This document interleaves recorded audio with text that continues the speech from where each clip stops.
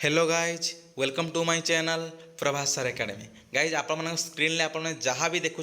कौन admission cancel हवा admit card कहीं इंपोर्टां दरकार जे कहीं कौ छुआ मान रेजल्ट आसबनी एसबू संबंध संपूर्ण भिडटी किंतु भिडटी स्टार्ट करने पूर्व आप समस्त अनुरोध कि भिडटी को प्रथम और शेष पर्यटन पूरा देखूँ यदि आप कौन समय स्किप कर बहुत सारा इंपोर्टां इनफर्मेशन पाऊना आउ कौन कर विदाउट नोइंग एनीथिंग जब आपने कौन हो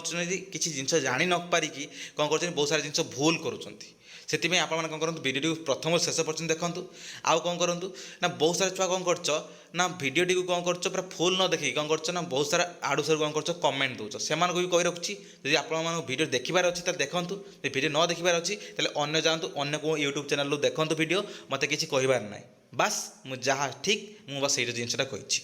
है जे कौन आपण मान जो सीपीटी रिजल्ट गाइड जे आपण जो आसब जो सीपीटी रिजल्ट से समय कौन हम ना आपण मानकर किसी छुआंकर कौन हो न पारे ना जो छुआ मैंने जे सीपीटी एग्जाम समय कौन करना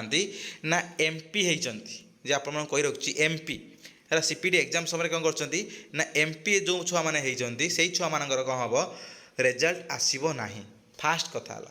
जो कौ मैंने एमपी होती ना जो छुआ मैंने कौन करते आउ कहा क्वेश्चन पेपर आणिकी देखुवे फास्ट कथा है सेकेंड कथा है कौन जदि से बारंबार कौन करते डिस्टर्ब करते आउ क्या निजे कौन करते आउ कौटू पचारे तो से कौन कराई ना एमपी कराए से मानकर कौन हेनी रिजल्ट बाहर ना फास्ट कथा सेकेंड कथा है कौन से रिजल्ट न बाहर यदि संबंध आउ गोटे कौन अच्छी जो छुआ मैंने कौन करते ग्राजुएसन मार्क अपडेट कर है जो छुआ मैंने कौन करते ना ग्राजुएसन मार्क अपडेट करें से कौन हो पारे ना रिजल्ट न आसीपे मे बी आउ गोटे जिन हो पारे कौन ना से जदि रिजल्ट आसला ताले कौन हम ओनली एंट्रांस मार्क रिजल्ट आसब से करेक्शन करने दिज्व ना जहाँ करेक्शन दिया आउ दि पार ना बास कौन है से कौन हम ओनली एंट्रांस मार्क रिजल्ट आसब है यहाँ कौन फास्ट कथा सेकेंड है कौन जे पीजी एडमिशनटा कहार कैंसल हम क्यों छुआ मानकर पीजी एडमिशन कैंसल हम मु आपन कही रखुची कौ छुआंकर पीजी एडमिशन कैंसल हम गाइज आपण मान जो छुआ मैंने कौन करे ना टोटाली ग्रेजुएशन मार्क अपडेट करे माने से यूनिवर्सिटी हो रोल नंबर हो किसी कर से छुआंकर एडमिशन कैंसल होबार फुली चांस अच्छी सेकेंड है कौन जदि आपण मैंने कौन करते कौन सी गोटे यूनिवर्सिटी रे आपण बाकी ऑटोनोमस कॉलेज आप सिलेक्शन होती आपण मैंने कौन कर भूल कैलकुलेट मार्क देते माने कौन है जे आपण मान मार्क थी गोटे धरतु आप 60% अच्छे आपण के ना के 70% देते ताले कौन हम आप 70% हिसाब से कौन हो सिलेक्शन होती आप एक्चुअल अच्छे के 60% ताले यही क्षेत्र में कौन हम ना आपणकर कैंसल हो कहीं जदि कम था तो 60% आप आपड़ ये पकई के ना 59% 59 जो सिलेक्शन होता ठीक अच्छे कहीं कम मार्क अच्छी किंतु अधिक मार्क अच्छी आपण मानकर कोटार अच्छी आमर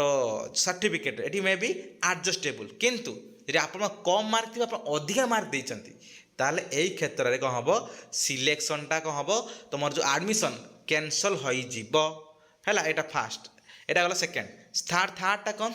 ना जदि आपण मैंने कौन करछंती कौन सी इलेक्टिव कौन करना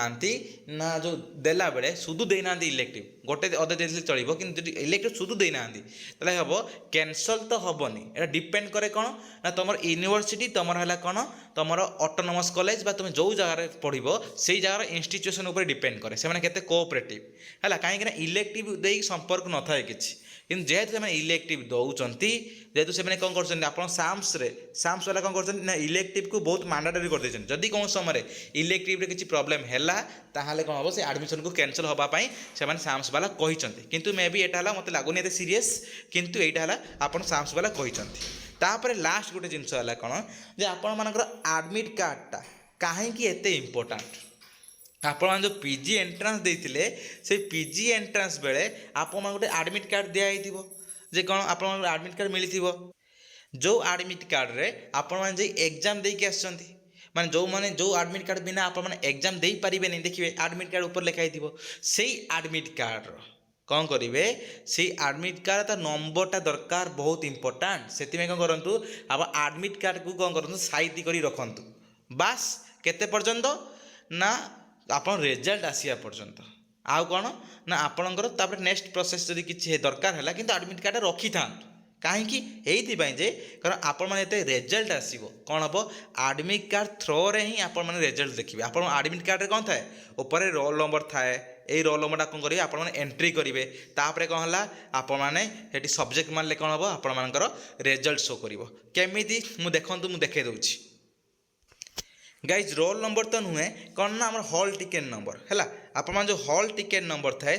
ସେଇଟା ହେଲା ରୋଲ୍ ନମ୍ବର। ବୁଝିଲେ କଥା? ସେଇଟା ହେଲା ରୋଲ୍ ନମ୍ବର ବା ତାକୁ କୁହାଯାଏ କ'ଣ ହଲ୍ ଟିକେଟ୍ ନମ୍ବର। ବୁଝିଲେ କଥା? ସେଇଟାକୁ କୁହାଯାଏ ହଲ୍ ଟିକେଟ୍ ନମ୍ବର। ଏଇ ଯେଉଁ ହଲ୍ ଟିକେଟ୍ ନମ୍ବର କେଉଁଟା ନା ଆପଣଙ୍କ ଆଡ଼ମିଟ୍ କାର୍ଡ଼ରେ ଲେଖା ହେଇଥିବ